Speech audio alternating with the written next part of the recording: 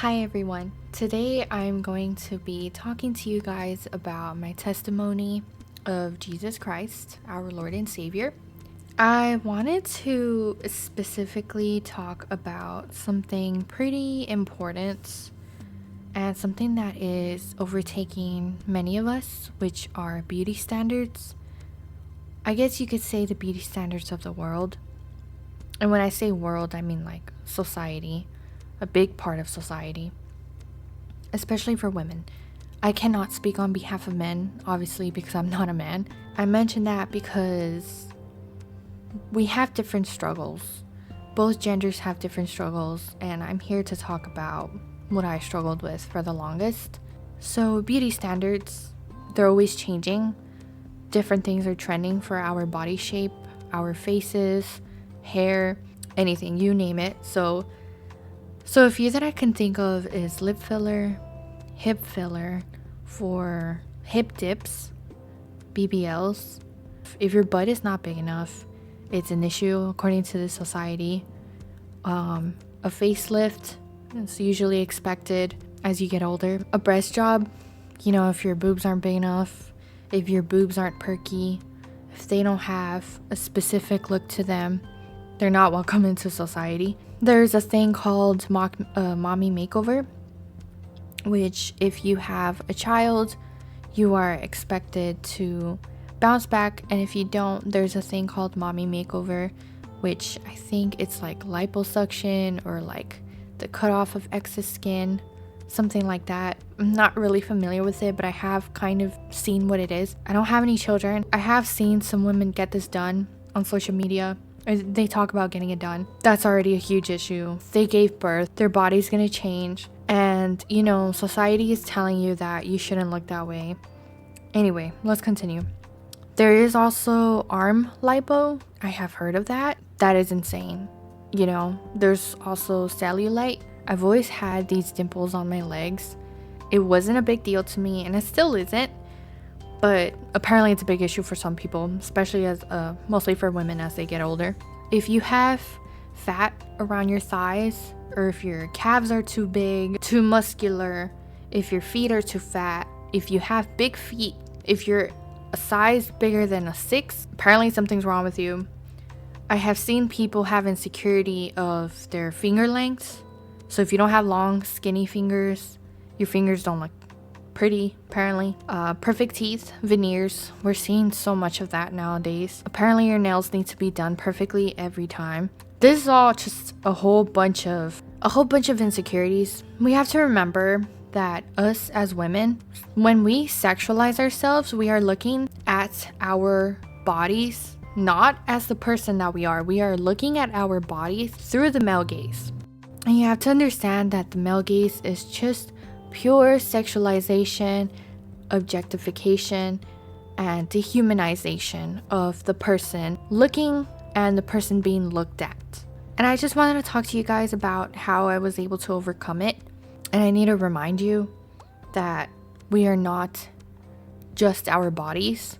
God made me with a purpose, and He made you. Again, I am specifically speaking more towards women because these are issues that I have gone through. Men also have their own issues, but I don't feel like it's my place to talk about that. But anyway, you might learn something from this. He made me with a purpose, and that purpose overall is to glorify Him.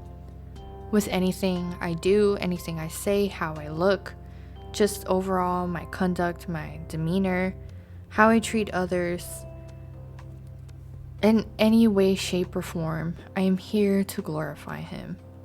And that is okay because I trust Him and I believe Him and I believe in Him and what He says. So, to honor Him, I glorify Him. He loves you the way that He made you. And I say the way He made you because He was the one that made us. There are demons that are going to be speaking to you in one ear, and then your flesh is going to be talking to you as well. But I'm talking mostly about the enemy in this aspect. He is going to twist beauty. He's going to say, no, you weren't made good enough, so you have to do so and so to look good for society. Again, we are not here to serve society to begin with. So that's already an issue, and you have to remember that. When you start getting those thoughts of like, I don't look good, I don't fit in, it's because you're not meant to fit in.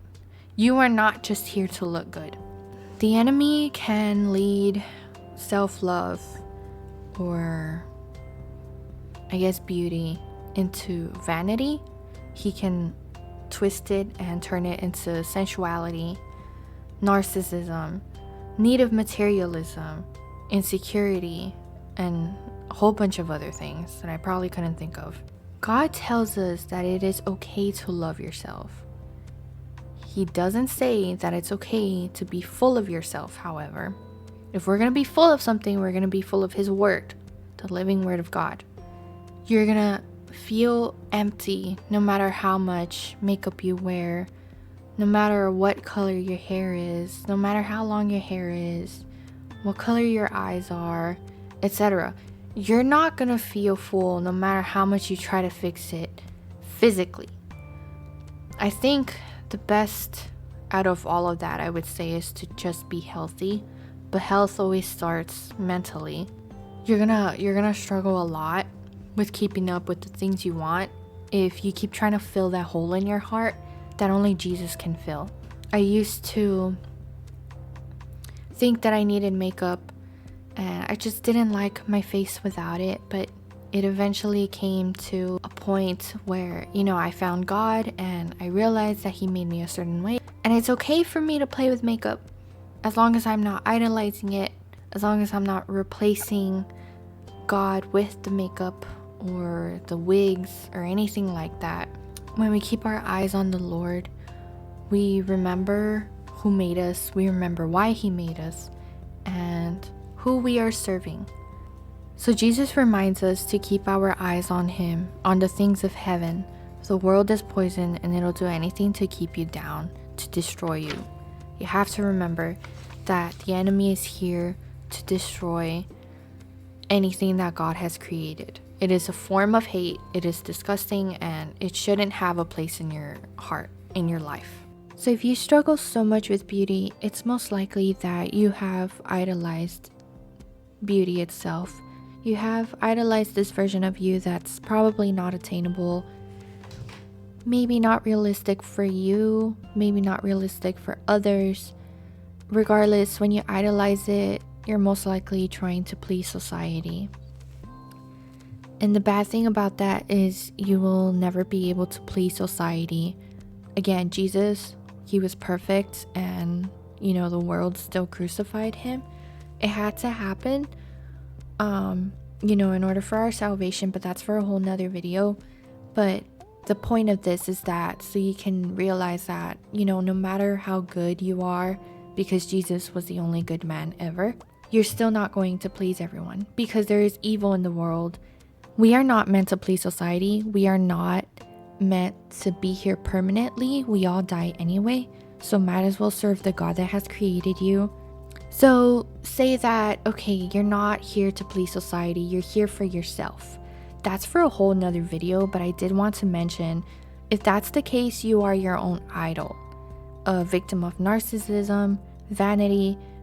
Be aware, because God will humble you. I have been a victim of this, and let me tell you, He will humble you, He will bring you down in order for you to keep your eyes to Him. And that's okay, and I love Him for that. Anyway, God loves you, and He made you exactly how you're meant to be for His purpose. Always remember that. He made you exactly how you are meant to be, no matter how society tries to tell you that you are flawed. That is not the truth. If society does not have God, they do not have the one and only truth. So you got to remember that. Society is its own idol. You're not part of society. You are meant to be holy. You are meant to be different. You are meant to be separate. The world and the enemy will put thoughts into your head and make you feel like you should be a part of society, and that way you will stray away from God's will. I just kept trying to fill voids, and it just felt never ending, because You know, as people, we will continue finding things that are quote unquote wrong with us. And when I started to realize, hey, this is not fulfilling me at all, I said, let me give God a chance. And I did. Slowly but surely, he took off these burdens off of my shoulders. He says continuously, and he says many different ways, things to reassure us that he purposely made us the way that we were born. And I began to believe it. If I could believe the disgusting things that society was telling me about myself, why couldn't I believe the good things that God was telling me about me? If God, the almighty and true loving God, is telling me that I have a purpose and I am made in his glorious image, who am I to disagree with that and discard it? I also no longer feel pressured in keeping up with society's standards because I know who I'm serving, and I have returned to the identity that Christ has given me. He has given me an inner peace that society cannot give or take away, and I hope that you can take something from that, because I cannot give this to you no matter what I say, but God can give it to you, and that's the whole point of this. Thank you for watching. Bye bye.